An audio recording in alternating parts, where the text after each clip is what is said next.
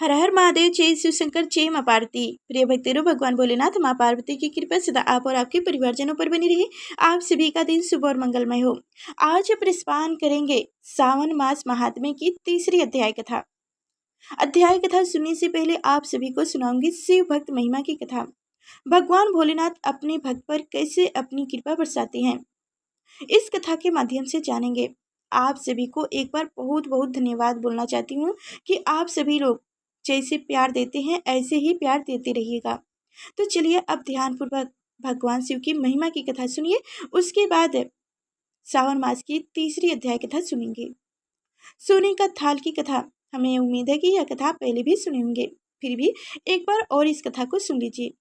एक नगर में भगवान शिव का एक वैभव मंदिर था, जहाँ हर वर्ष दूर दूर से भक्त शिव जी के दर्शन के लिए आते रहते थे। सावन का महीना था, दूर दूर से कांवरिये कांवर लेकर भगवान शिव को जल अभिषेक करने आए हुए थे। मंदिर का परिसर भक्तों की भीड़ से भरा हुआ था। तभी अचानक आकाश में बिजलियां हुई और सोने का एक थाल उतरा। उसी के साथ एक भविष्यवाणी हुई कि जो कोई भगवान शंकर का सच्चा भक्त और प्रेमी होगा, उसी को यह थाल मिलेगा। मंदिर के परस्पर में उपस्थित सभी लोगों ने यह भविष्यवाणी सुनी। धीरे धीरे सभी इकट्ठे हो गए। जो लोग मंदिर की व्यवस्था देखते थे, उन्हें तो पूरा विश्वास था कि यह थाल हमें ही मिलेगा, इसलिए वह सबसे आगे जाकर खड़े हो गए। सबसे पहले एक पंडित जी आए और बोले, देखिए, मैं प्रतिदिन महादेव का अभिषेक करता हूँ। अंत में ही भोलेनाथ का सबसे निकटवर्ती प्रेमी और भक्ति हूँ, इसलिए थाल मुझे मिलनी चाहिए। इतना कहकर पंडित जी ने थाल उठाया। जैसे ही पंडित जी ने थाल उठाया, थाल पीतल का हो गया। यह देखकर पंडित जी बड़े लज्जित हुए। उन्होंने थाल यथा स्थान पर रखा और वहां से निकल गए। इसी प्रकार वहां उपस्थित सभी पंडितों ने खुद को आजमाया, लेकिन शायद उनमें से कोई भी सच्चा भक्त नहीं था। उन्हें भी थाल यथा स्थान पर रखकर चले जाना पड़ा। इसके बाद उस नगर के राजा का आगमन हुआ। राजा सभा सबसे आकर बोले, मैंने महादेव के मंदिर में बड़ी भारी दान दक्षिणा दी है, इसलिए यह थाल मुझे मिलनी चाहिए। इतना कहकर राजा सबसे आगे बढ़े और थाल उठाए। जैसे ही राजा ने थाल उठाए, थाल तांबे का हो गया। यह देखकर महाराजा भी लज्जित हुए और थाल यथा स्थान पर रखकर एक तरफ खड़े हो गए। उसके बाद इसी तरह एक से बढ़कर एक दानी महात्मा और भक्त पधारे और थाल उठाए, लेकिन किसी के हाथ में कुछ और किसी के हाथ में कुछ हो गया, लेकिन सोने का थाल नहीं रहा। तब लोगों को पता चला कि हम में से कोई भी महादेव का सच्चा भक्त नहीं है। उसी समय एक किसान का आगमन हुआ। वह बेचारा महीनों बाद आज चतुर्मास के सोमवार के शुभ अवसर पर शिव जी के दर्शन करने आया था। गरीबी और गृहस्थी के बोझ तले दबा दिन रात खेतों में मेहनत मजदूरी करके अपना और अपने परिवार का गुजारा करता था। अभी रास्ते में आ ही रहा था कि कोई भिखारी मिल गया और कुछ खाने को मांगने लगा। इस किसान को दया आ गई। अपने खाने के लिए जो खाना लाया था, वह उसने उस भिखारी को दे दिया। थाल के बारे में उसने भी सुना था, लेकिन उसने उस ओर कोई ध्यान ही नहीं दिया।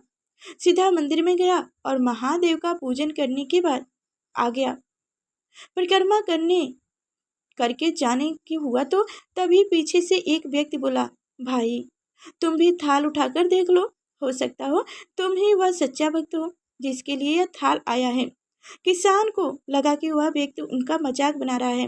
किसान ने हंसते हुए कहा, भाई, मैं तो कभी कोई पूजा पाठ नहीं करता, महीनों में कहीं एक आध बार मंदिर आ पाता हूँ, मैं केवल कैसे सच्चा भक्त हो सकता हूँ।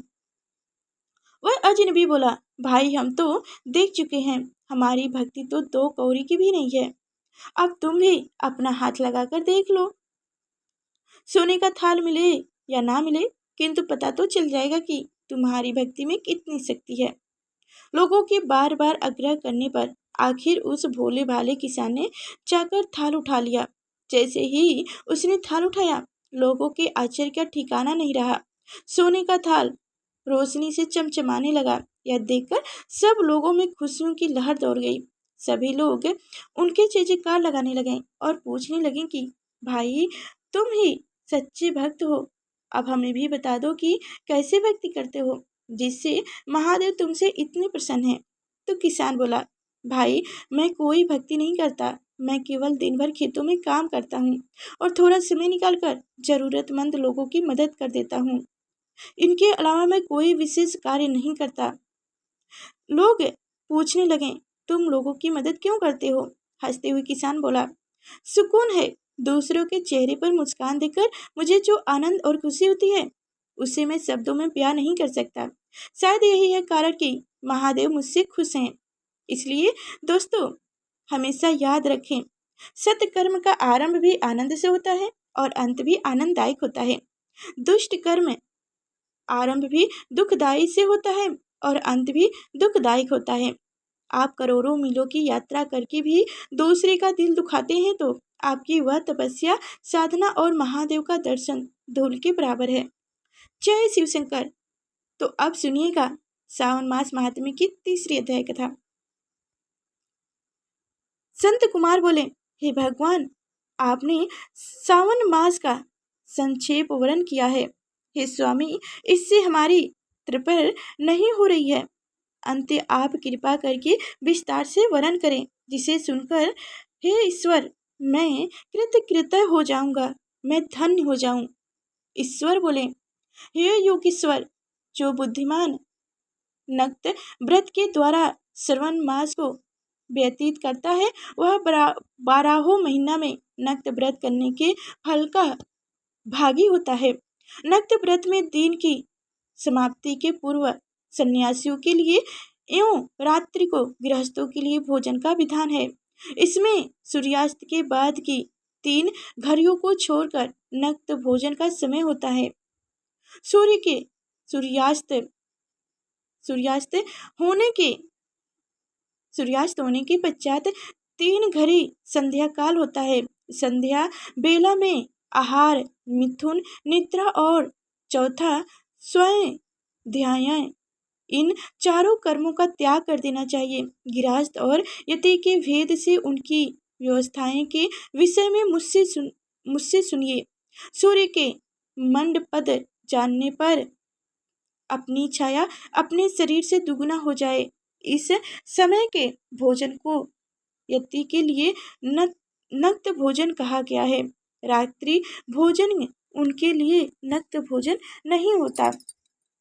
तारों के दृष्टिगति होने पर विद्वानों ने गृहस्थ के लिए नक्त कहा है। यति के लिए दिन के 8वें भाग के शेष रहने पर भोजन का विधान है। इनके लिए रात्रि में भोजन का निषेध किया गया है। गृहस्थ को चाहिए कि वह विधि पूर्वक रात्रि में नक्त भोजन करे और यति विधवा तथा विधवी व्यक्ति सूर्य के रहते नक्त व्रत करे। विधुर व्यक्ति यदि विधवा व्यक्ति यदि पुत्रवान हो तब उसे भी रात्रि में ही नक्त व्रत करना चाहिए। अनाश्रमी हो अथवा आश्रमी हो अथवा पत्नी रहित हो अथवा पुत्रवान हो, उन्हें रात्रि में नक्त व्रत करना चाहिए। इस प्रकार बुद्धिमान मनुष्य को अपने अधिकार के अनुसार नक्त व्रत करना चाहिए। इस मास में नक्त व्रत करने वाला व्यक्ति परम गति प्राप्त करता है। मैं प्राप्त काल स्नान करूंगा, ब्रह्मचर्य व्रत का पालन करूंगा, नक्त भोजन करूंगा, पृथ्वी पर सोऊंगा और प्राणियों पर दया करूंगा। हे देव, इस व्रत को प्रारंभ करने पर यदि मैं मर जाऊं तो हे जगत पिता, आपकी कृपा से मेरा व्रत पूरी हो। ऐसा संकल्प करके बुद्धिमान व्यक्ति को सावन मास में प्रतिदिन नक्त व्रत करना चाहिए। इस प्रकार नक्त व्रत करने वाला मनुष्य अत्यंत प्रिय होता है। ब्रह्मा के द्वारा अथवा स्वयं ही अतिरुद्र महारुद्र अथवा रुद्र मंत्र से महीने भर प्रतिदिन अभिषेक करना चाहिए। हे वत्स्य, मैं उस व्यक्ति पर प्रसन्न हो जाता हूँ क्योंकि मैं जलधारी से अत्यंत प्रीति रखने वाला हूँ। अथवा रुद्र मंत्र के द्वारा मेरे लिए अत्यंत प्रीति कर होम प्रतिदिन करना चाहिए। अपने लिए जो भी भोजन पदार्थ अथवा सुखोप भोग की वस्तु अति प्रिय हो, संकल्प करके उन्हें श्रेष्ठ ब्राह्मणों को दान करके स्वयं महीने भर उन पदार्थों का त्याग करना चाहिए। हे मुनि, अब इसके बाद उत्तम लक्ष्य पूजा विधि को सुनिए। लक्ष्मी चाहने वालों अथवा शांति की इच्छा वाले मानुष को लक्ष्य बेल पत्रों का लक्ष्य दुर्वा दलों से शिव की पूजा करनी चाहिए। आयु की कामना करने वालों को चंपा के लक्ष्य पुष्पों तथा बेदा चाहने वाले व्यक्ति को मालिका या चमेली के लक्ष्य पुष्पों से श्रीहरि की पूजन करनी चाहिए। शिव तथा विष्णु की प्रसन्नता तुलसी के दलों से सिद्ध होती है। पुत्र की कामना करने वालों को कठोरी के दलों से शिव तथा विष्णु का पूजन करनी चाहिए। बुरे स्वप्न की शांति के लिए संध्या से पूजन करना प्रस्थान होता है। देव के समक्ष निर्मित किए गए रंगवलिन आदि से विभिन्न रंगों से रचित पद्म, स्वस्तिक और चक्र आदि से प्रभु की पूजा करनी चाहिए। इस प्रकार सभी मनोरथ की सिद्धि के लिए सभी प्रकार के पुष्पों से यदि मनुष्य लक्ष्य पूजा करे तो शिव जी प्रसन्न होंगे। तत्पश्चात उद्यापन करना चाहिए, मंडप निर्माण करना चाहिए और मंडप के त्रिभाग्य परिमाण में वैदिक बनानी चाहिए। तदंतर पुण्य हवन करके आचार्य का वर्ण करना चाहिए और उस मंडप में प्रवृत्त होकर गीत तथा वेद के शास्त्रों और शब्दों और तीव्र वेद ध्वज से रात्रि में जगराता करनी चाहिए। वैदिक के ऊपर उत्तम लिंगबोध बनाना चाहिए और उसके बीच में चावलों से सिंदूर कलश का निर्माण करना चाहिए। उसके ऊपर तांबे का तयंत चमकीला तथा पंचम युक्त कलश स्थापित करना चाहिए और उसे रेशमी वस्त्र से ढककर देना चाहिए। उसके ऊपर पार्वती पति शिव की सर्वमयी प्रतिमा स्थापित करनी चाहिए। तत्पश्चात पंचामृत पूर्वक धूप दीप तथा मेवे से उस प्रतिमा की पूजा करनी चाहिए और गति वध नृत्य तथा वेद शास्त्र तथा पुराणों के पाठ के द्वारा रात्रि में जगराता करनी चाहिए। इसके बाद प्राप्त काल भली भांति स्नान करके पवित्र हो जाना चाहिए और अपनी शंख में निर्शोध विधान के से यह गायत्री मंत्र से या शिव के सहस्त्र नामों के द्वारा तिल तथा द्रव्य मिश्रित खीर से होम करनी चाहिए। पुरोहित डालनी चाहिए। उसके बाद वस्त्र अलंकार तथा भूसोर से भली भांति आचार्य का पूजन करना चाहिए। तत्पश्चात अन्य ब्राह्मणों का पूजन करना चाहिए और उन्हें दक्षिणा देनी चाहिए। जिस जिस वस्तु से उमापति शिव की लक्ष्य पूजा की हो उनका दान करना चाहिए। स्वरमयी मूर्ति बनाकर शिव की पूजा करनी चाहिए। यदि दीप कर्म किए हो तो उस दीप का दान करना चाहिए। चंदा का दीपक और स्वर की वतिक अर्थात 32 बनाकर उन्हें भरकर सभी मनोकामनाओं और अर्थ की सिद्धि के लिए उनका दान करना चाहिए। इसके बाद प्रभु से क्षमा प्रार्थना करनी चाहिए। अंत में 100 ब्राह्मणों को भोजन कराना चाहिए।